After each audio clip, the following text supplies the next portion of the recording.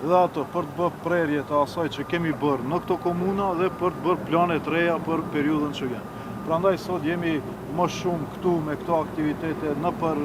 projekte të cilat qeveria i ka premtuar, i ka realizuar apo i përgatit për t'i bërë në komunën e Tetovës dhe rrethin, Gostivarit dhe rrethin përfshi, do të thotë në përgjithësi Pollogën. Sot jemi këtu në këtë bulevard të rëndësishëm për Tetovën, për cilin qeveria mori një vendim që të angazhon ndërmarrjen e rrugëve dhe rrugët e Maqedonisë për të rehabilituar këtë rrugë të rëndësishme, këtë bulevard të rëndësishëm për rreth 4 kilometrave, siç thash, një rëndësie të veçantë për qytetin dhe për pjesëmarrësit në komunikacion, por në përgjithësi edhe për të bërë prerje ajo çfarë është bërë në këto zonë. Dhe më lejoni t'jap vetëm disa dhëna dhe disa numra sa i takon infrastrukturës rrugore dhe infrastrukturës komunale. Rreth 5 milion euro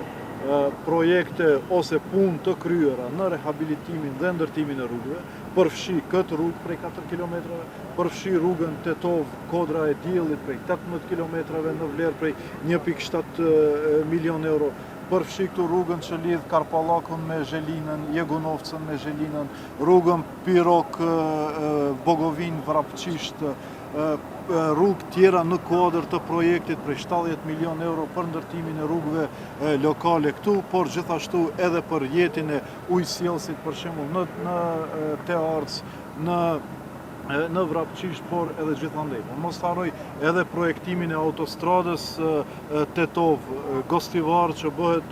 për momentin, por edhe para përgatitjet për rehabilitime tjera në vijim,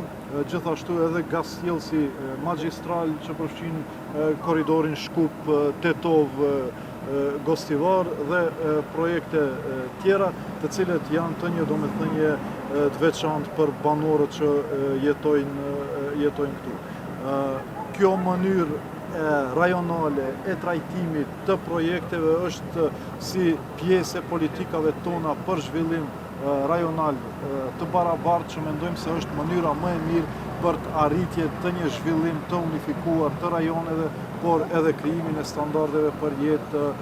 qytetarëve. Vazhdojmë edhe më tutje sot në mbledhjet të qeverisë këtu në Tetov, ku me rëndësi të veçantë ose debati do jetë me kryetarët e komunave, por edhe pikat në rendit e ditës do jenë kryesisht të fokusuara për zhvillimin e infrastrukturës në këto zona, por edhe përmirësimin e jetës së njerëzve këtu në këtë rreth. Detaje më tepër mund t'i jep edhe drejtori ose ministri i ekonomisë, po jemi të hapur edhe për